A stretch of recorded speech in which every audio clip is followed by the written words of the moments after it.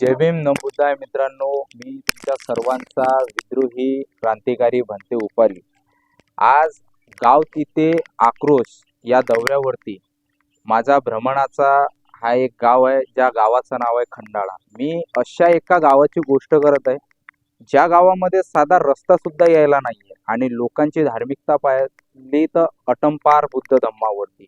मी अशा एका गावामध्ये आलेलो आहो की ज्या गावामध्ये एक असे कार्यकर्ते राहतात जे भारतीय बौद्ध महासभेच्या कार्यकारिणीमध्ये काम करतात आणि त्यांची बुद्ध धम्मावरती एवढी काही श्रद्धा अटंपार आहे। तुम्ही बघू शकता हा जेवढा काही कारभार, हे दाखव सर, हे जेवढं काही कारोबार आहे, हे जेवढं काही असणारं सोशल यांच्या स्वतःचा उदयनिर्वाह चालवण्याचं जे काम चालतंय, हे असणारं यांची स्वतःची मूल मजुरी आहे, ज्याच्यावरती हे स्वतःचा बिझनेस सुद्धा करतात आणि त्याच्यानंतर समाजाला सुद्धा फुल नाही फुलाची पाकळी कमाईचा 20वा हिस्सा देऊन आंबेडकरी चळवळीसाठी सुद्धा यांचं खूप मोठं एक सहकार्य आहे।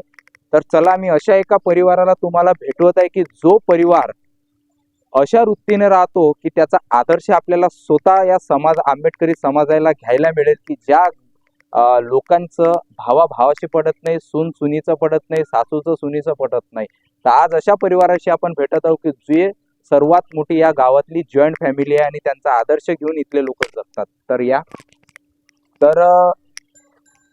हे आहेत आमचे अमोल भाऊ मेंढे। तर मी सर्वप्रथम यांची बाईट घेतो। मी ज्या व्यक्तींबद्दल तुमच्याशी बोललो ते हेच व्यक्ती आहेत की जे भारतीय बौद्ध महासभेच्या कार्यकारिणीमध्ये काम करतात आणि या इथं असलेल्या मलकापूर तहसील आणि असणारं हे नांदुरा तहसील या आजूबाजूच्या सर्व क्षेत्रामध्ये सर्वात सक्रिय असणारे बौद्ध धर्मातले कार्यकर्ते आहेत। तर मी यांच्यापासून परिचय घेतो। काय नाव दादा आपलं? वंदाई म्हणते मंगल। काय नाव आपलं? अमोल पुंडलिक मेढे। अमोल पुंडलिक मेढे। अच्छा, तर दादा आज मी बोधगया या मुक्ती आंदोलना दौऱ्यावरून आज या ठिकाणी प्रचार प्रसारासाठी आलेला आहो आणि गाव तिथे आक्रोश हा माझा एक जागृतीकरण असणारा एक संदेश आहे। माझे सर्व फॉलोअर्स मला विद्रोहीच्या नावानं ओळखतात आणि समाजाच्या असणाऱ्या प्रत्येक वातावरणाचं आम्ही चौकशी आणि निरीक्षण करतो गावागावामध्ये जाऊन। आज तुमच्या या गावामध्ये मी आलो तर सर्वप्रथम मी तुम्हाला या गावाची कंडिशन विचारतो की या गावाची परिस्थिती काय आहे समाजाबद्दलची। समाजामध्ये असं आहे म्हणते की आज आमच्या गावामध्ये दोन गट पडलेले आहेत। हा, आणि हे दोन गट जे पडलेले आहेत म्हणजे याचा अर्थ असा आहे का की या गावामध्ये संघटन नाही म्हणून? संघटन आता तशा पद्धतीचं नाही आहे। बरोबर। तर मग इथे असणारा आंबेडकरी समाज जो आहे हा सर्वात जास्त कोण्या पक्षाला सपोर्ट करतो? वंचित बहुजन आघाडी। क्या बात आहे, एक नंबर। बघू शकता मंडळी, हे असं एक गाव आहे की ज्या गावामध्ये समाजामध्ये पार्टिशन आहेत पण या आदर्श घेण्यासारखं गाव आहे की आंबेडकर घराण्याला धरून हे गाव काम करते। जरी समाजामध्ये पार्टिशन आहेत पण तरी सुद्धा हे संपूर्ण गाव हे वंचितचं पॅक आहे। म्हणजे बाळासाहेब आंबेडकरांबद्दल, आंबेडकर घराण्याबद्दल एक सर्वात असणारं सक्रिय नेतृत्व या गावामध्ये आपल्याला बघायला मिळत आहे। तर मी आणखी एक प्रश्न करतोय दादा, हे तर समाज कार्याबद्दल झालं की हे जे उद्योग मी या ठिकाणी आलो तेव्हापासून बघतोय, नेमका तुमचा व्यवसाय कशाचा आहे? आमचा दुग्ध व्यवसाय आहे आणि प्लस म्हणजे खोयाचा व्यवसाय आहे। खवा आणि दुधाचा व्यवसाय। बरोबर। तर तुम्ही खवा हे विकता, आपला माल कुठं जातो? आम्ही म्हणजे स्वतः खव्याचे उत्पादक आहोत। आणि आमचा खवा अमरावती, अचलपूर, परतवाडा, मोर्शी इथे आमचा खवा जातो। बघा मित्रांनो, यांचा असणारा जो बिझनेस आहे, यांचं असणारं जे साधन आहे, जे बिझनेस हे करतात खव्याचा आणि दुधाचा, यांचं असणारं जे माल आहे अमरावती, अकोट आणि दूरदूरच्या एरियापर्यंत यांचा व्यवसाय पसरलेला आहे। नेमकं हा व्यवसाय दादा केव्हापासून चालू आहे आपला? हा व्यवसाय 2013 पासून। 2013 पासून। तर 2013 पासून आता सध्या तुम्ही हा व्यवसाय कशा माध्यमातून तयार करता? आम्ही हा व्यवसाय दुधाच्या माध्यमातून हा व्यवसाय आम्ही तयार करतो। बरोबर। आणि इथे बघू शकता इथे लाकडं आहेत पडलेले, तर हे लाकडं कशासाठी आहेत? हे म्हणजे खवा बनवण्यासाठी हे लाकडं आहेत। अच्छा, चला मित्रांनो, तर सर्वप्रथम आपण या परिवाराची भेट घेऊयात, त्यानंतर या परिवाराच्या सोबत आणखी काही आपल्याला चर्चा करायची आहेत। आणि यांचा नेमका जो बिझनेस आहे हा कशा पद्धतीनं तयार होतात आणि खवा कसा तयार होतो हे सुद्धा आपण या ठिकाणी बघणार आहोत. आम्हाला आपलं असणारं हे दाखवा.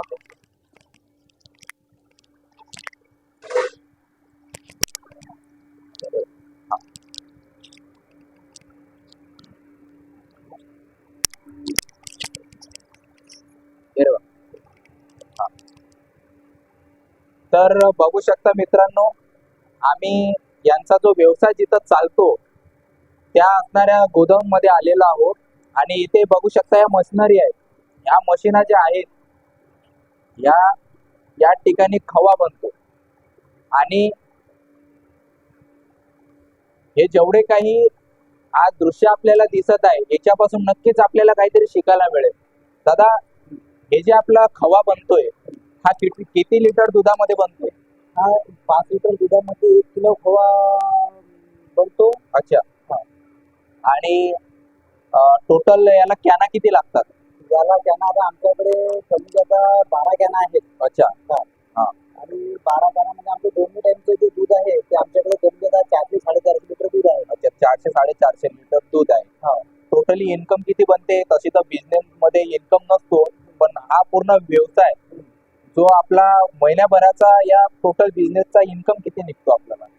म्हणजे कमी जाता आता आमच्या परिवारामध्ये सर्वच लोक या बिझनेस मध्ये राहतात. अच्छा. आणि माणसे असं म्हणा की प्रत्येकी 500 रुपये रोज प्रत्येक माणसाला सुटतो. अच्छा, ओके. तर सर्व मिळून हा बिझनेस चांगल्याच पद्धतीने जातोय. तर मित्रांनो, बघू शकता आपण या ठिकाणी आलेलो आहोत की इकडे जा.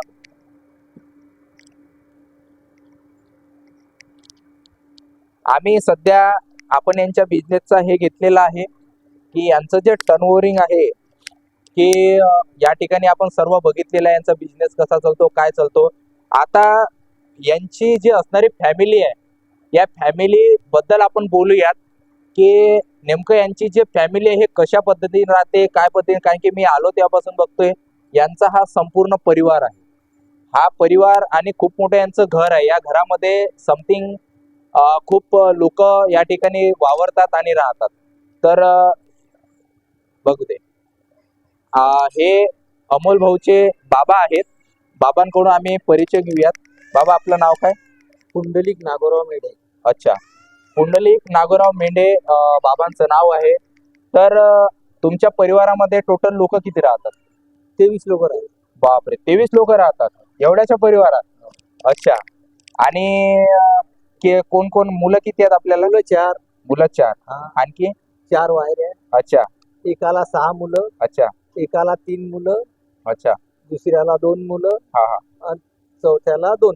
अच्छा, असे टोटल 23 लोकांचा परिवार आहे. आणि पती पत्नी. आणि तुम्ही पती पत्नी. अच्छा.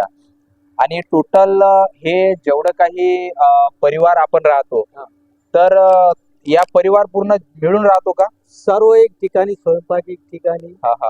फक्त झोप्याचं वेगळं आहे. अच्छा, तेवढी प्रायव्हसी पाहिजे, काही विषय नाहीये.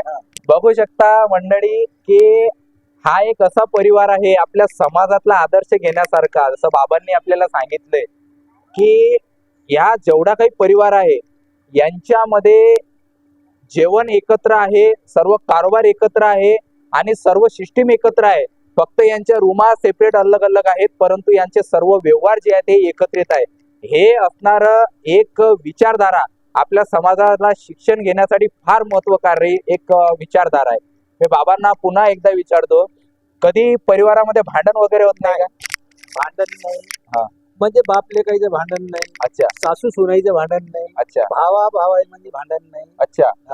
आणि कधी असा 4 मुलांपैकी कोणता मुलगा किंवा सून असे म्हणत नाही का की चला परिवाराच्या अलग जाऊ किंवा अलग राहू? असं कधीच होत नाही. बघू शकता मित्रांनो, यांच्या गोष्टीवरून आणि स्वतःला आम्हाला एक गर्व फील होतं की माझ्या समाजामध्ये, आपल्या आंबेडकरी समाजामध्ये असा सुद्धा परिवार राहतो. नाहीतर आजच्या परिस्थितीमध्ये सासूचं सुनीसोबत पटत नाही, नवऱ्याचं बायकोसोबत पटत नाही, सासूचं प्रत्येक गोष्टी करणं सुद्धा सुनीच्या जीवावर येते.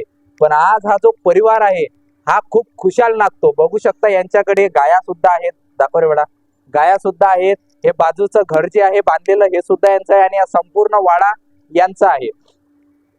तर मला सांगा, इकडे दाखव बेटा.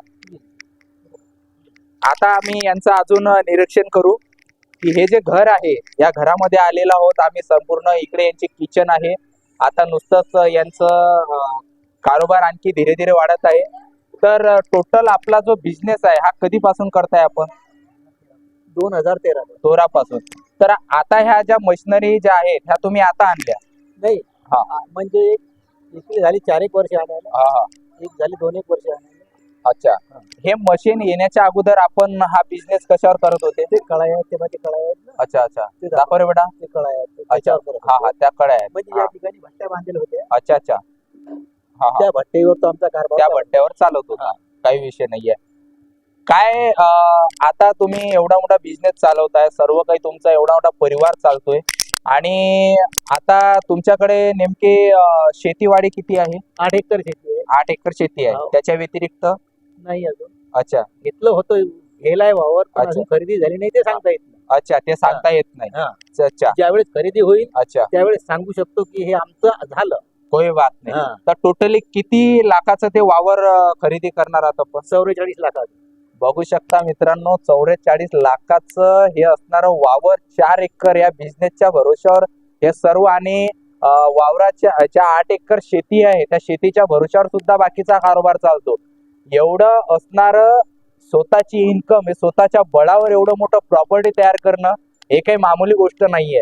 नाही तर आजकाल आपल्या समाजामध्ये असं चालतंय ना की आपल्या बापाला अगर 2 जरी मुलं असले आणि त्याचं लग्न झालं तर त्या मुलीचं आणि मुलाचं पटत नाही की त्यांचा बाप त्यांच्यासोबत राहतो.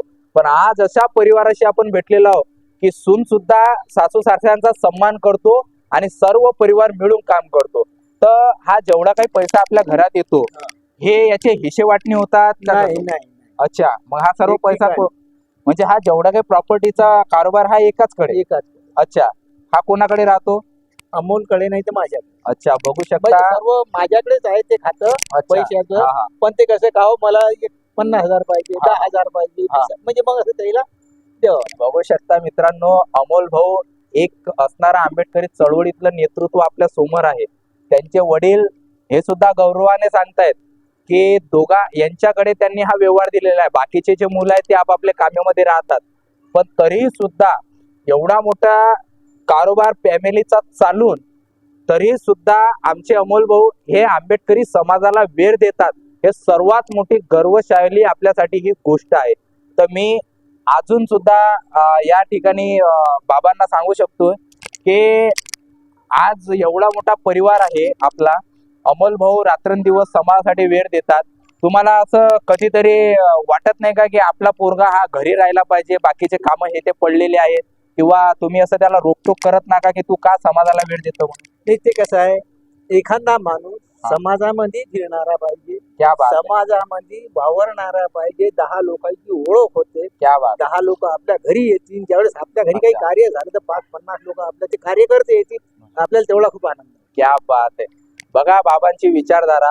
आणि आता बाबाची बाईट आपण घेतलेली. आता अमोल भाऊला मी प्रश्न विचारतोय की भाऊ, आपण एवढा सर्व कारभार सांभाळूनही सुद्धा आंबेडकरी चळवळीला वेळ देता, नेमकं मला तुम्हाला हे विचारायचं आहे की या असणाऱ्या आंबेडकरी चळवळीला आपण जे योगदान देता किंवा फुल नाही फुलाची पाकळी देता, याच्याबद्दल तुम्ही काय सांगू शकाल आमच्या असणाऱ्या उपासकांना की एक बिझनेसमॅन असताना, की आता कसं समाजाची गत अशी झालेली आहे की पैसा भरपूर आलेला आहे, स्वतःचे धंदे भरपूर आहेत, पण चळवळीसाठी त्यांना वेळ द्यायला नाही आहे. बाबासाहेबांनी सांगितलं की दर रविवारी माझ्या समाजातल्या लोकांनी विहारात गेलं पाहिजे. पण माझ्या समाजातले काही असे लोक आहेत, पैसा कमावतात पण संडेच्या दिवशी दारू मटणं खाऊन घरात झोपतात, पण समाजाकडे जात नाही. याच्यावर तुमची भूमिका काय आहे? हे पहा, आपल्या समाजाची जी परिस्थिती होती अच्छा, ती खूप बिकट होती. क्या बात. परंतु बाबासाहेबांमुळे आज हे जे काही सर्व वैभव आहे ते बाबासाहेबांमुळे आज आपल्याला सर्व वैभव लाभलेलं आहे. क्या बात आहे. क्या आणि बाबासाहेबांनी आपले स्वतःचे 4-4 मुलं या समाजासाठी म्हणजे मातीमध्ये घालवले. परंतु या समाजासाठी, या समाजाचा उद्धार व्हावा म्हणून बाबासाहेब हे सातत्याने आपल्यासाठी प्रयत्न करत होते. म्हणून बाबासाहेब आंबेडकरांची चळवळ हे डोळ्याच्या समोर ठेवून आज मी समाजासाठी म्हणजे एक पुन्हा फुलाची पगडी त्या ठिकाणी देत असतो. आणि आपण सुद्धा बाबासाहेब आंबेडकरांचे विचार हे लोकांपर्यंत पोहोचले पाहिजेत या उद्देशाने मी समाजामध्ये काम करतो. क्या बात आहे, एक नंबर. धन्यवाद अमोल भाऊ. बघू शकता उपासकांनो, मित्रमंडळींनो, की भाऊनं जे उदाहरण दिलं समाजासाठी, की माझा असणारा जो इतिहास आहे यांच्याकडे जे आहे असं काही नाही की सुरुवातीपासूनच सर्व आहे म्हणून. हे सर्व यांनी जे आहे मेहनतीच्या भरोश्यावर केलं आणि छोटा मोठा उद्योग तयार करून आज एवढं मोठं सर्व वैभव तयार केलं. पण मेहनत करूनही सुद्धा हे चळवळीला वेळ देतात. भाऊनं जर सांगितलं की बाबासाहेबांनी आमच्यासाठी 4 लेकरं गमावलीत. एवढा मोठा इतिहास आपल्या समोर असूनही सुद्धा आपला समाज सध्या झोपलेला आहे, यांना जागृती अजिबात नाहीये. तरी सुद्धा भाऊला असं वाटते की मी हे जे काही कमावतो हे काहीच नाहीये. हे आंबेडकरी चळवळीसाठी माझा जो एवढं देऊन बी जो टाइम आहे तो काहीच नाहीये. कारण की भाऊची सर्वात जास्त असणारी जी भूमिका आहे समाजासाठी ही निस्वार्थ भावाची आहे. काही काही समाजातले असे बी कार्यकर्ते आहेत की जे फक्त 14 एप्रिल पुरता पुढाकार घेतात पण बाकी दिवस स्वतःच्या नावाचा बोंबला करतात. ज्यांच्या घरी खायला तेलाची सुद्धा सोय नाही ते पण लोक आज ज्ञानाच्या गोष्टी करतात. पण आज एवढं मोठं वैभव असूनही सुद्धा भाऊची जी भूमिका आहे हे काय म्हणतात की मी जसं बाबासाहेबांनी सांगितलं की मी या जगातला किती मोठा विज्ञानकारी व्यक्ती मानला जात असेल पण या धम्माच्या अथांग सागरामध्ये माझं नख सुद्धा बुडालेलं नाही.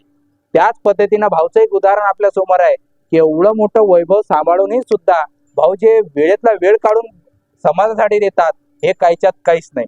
भाऊ, खूप चांगलं वाटलं तुम्हाला भेटून, तुमच्या बाबांना भेटून, परिवारांना भेटून. खूप चांगली दृष्टिकोन आहे. आज समाजातले बरेचसे जे युवा लोक आहेत किंवा समाजातले लोक जे घरी बसलेले आहेत या लोकांना स्वतःच्या नोकरी बी करता येत नाही, शिक्षण पाणी घेऊन सर्वजण घरी बसलेले आहेत. अशा लोकांना आज तुमच्या या संघर्षाच्या लाटेतून काय मेसेज द्याल की त्यांनी त्यांच्या जीवनामध्ये प्रगती केली पाहिजे? बरोबर आहे. प्रत्येक माणसानं आपल्या जीवनामध्ये प्रगती केली पाहिजे. आणि बाबासाहेब सुद्धा म्हणत असं होते की बा तुम्ही जसं भीक मागून न खाता तुम्ही स्वतः एक कष्टाळू असले पाहिजेत, तुम्ही व्यावसायिक झाले पाहिजेत आणि व्यवसायाच्या माध्यमातून आपण आपला प्रपंच चालवला पाहिजे. क्या बात आहे. तर मग आता इथं असणाऱ्या ज्या युवा पिढी आपल्या समाजातली आहे या युवा पिढींना तुम्ही काय संदेश द्याल? त्यांनी काय केलं पाहिजे स्वतःच्या पायावर उभं राहण्यासाठी? एक सांगायचं उदाहरण म्हटलं म्हणजे असं आहे की ज्यावेळेस बाबासाहेब आंबेडकर हे हयात असताना त्यावेळेसची जी परिस्थिती होती त्यावेळेस लोकांना खाण्यासाठी भाकर नव्हती. परंतु बाबासाहेब आंबेडकरांचं कुठलंही जर कार्य असलं तर ती जी आपली जुनी पिढी होती ती जुनी पिढी त्या ठिकाणी धावून जात असायची. कारण बाबासाहेब आंबेडकरांनी जे केलेलं कार्य होतं ते त्या लोकांनी प्रत्यक्ष डोळ्यांनी पाहिलं होतं. आणि आजची जी पिढी आहे ही पिढी तशा वृत्तीने ते काम करत दिसत नाही. कारण की त्यांनी जे चटके आहेत समाजातले ते त्यांनी पाहिले नाही, म्हणून त्यांचं समाजाच्या विषयी थोडं दुर्लक्ष आहे असं दिसून येते. क्या बात आहे. जसं बघू शकता मित्रांनो, दादांनी आपल्याला सांगितलेलं आहे की समाजाचे चटके त्यांना भेटलं नाही. तुम्हाला माहित आहे की नेहमीच मी माझ्या भाषणातून एक शब्द सांगतो की जसं जशा बाप जात्याची प्रॉपर्टी लेकरांना फुकटाची भेटली तर त्यांना मास सुटतो, त्यांना मस्ती सुटतो, त्यांना त्या प्रॉपर्टीची गरज नाही कारण की आयती भेटलेली असते. बरोबर. त्याच पद्धतीनं बाबासाहेब आंबेडकरांना जे संविधान आपल्याला दिलं या संविधानच्या ज्या सवलती या फुकटाच्या आताच्या पिढीला भेटल्या म्हणून हे मस्तावले यांना बाबासाहेबाच्या चळवळीचं काही घेणदेण नाही. कारण की जे चटके आहेत या संघर्षाच्या लाटीचे, संविधानाच्या रक्षणाचे हे आपल्या आजोबा पंजोबांनी बघितले, आजच्या या पिढीनं बघितलेले नाही. जे उदाहरण मी देत असतो नेहमी माझ्या भाषणातून तेच आज भाऊनं या ठिकाणी आपल्याला सांगितलं. भाऊ, खूप चांगलं वाटलं आम्हाला या ठिकाणी आणि खूप खूप तुमच्या परिवाराचा साधुकार करतोय. कारण की मित्रांनो आजचं माझं जे वास्तव्य आहे हे भाऊच्याच घरामध्ये आहे. कारण की उद्या मी बुद्धगयेच्या दिशेला निघत आहो. आजचा या जो संदेश सर्वांना देण्याचा एकच उद्देश होता की समाजातले जेवढे काही सुनवायऱ्या असतील, सासू सासरे असतील, त्यांनी या परिवाराचा आदर्श घ्यावा की एकामेकाचे भांडणं केल्यानं काही होत नाही. बाबासाहेब आंबेडकरांनी 4 लेकरं गमावले आणि परिवारात जोपर्यंत एकीकरण राहील तोपर्यंतच आपल्या परिवारात सुख राहील आणि सुखाची भाकर राहील. जोपर्यंत आपल्या परिवारामध्ये भांडणं होत राहतील त्या घरामध्ये सुख शांती नांदत नाही, हा बुद्धाचा कर्म सिद्धांत आहे. खूप छान आज या परिवाराशी भेटून आम्हाला चांगलं वाटलं. धन्यवाद दादा, धन्यवाद बाबा, खूप चांगलं वाटलं. आणि आजचा हा व्हिडिओ परिवाराला भेटल्यानंतर तुम्हाला कसा वाटला मित्रांनो, यावर नक्की सांगा. जय भीम, नमो बुद्धाय.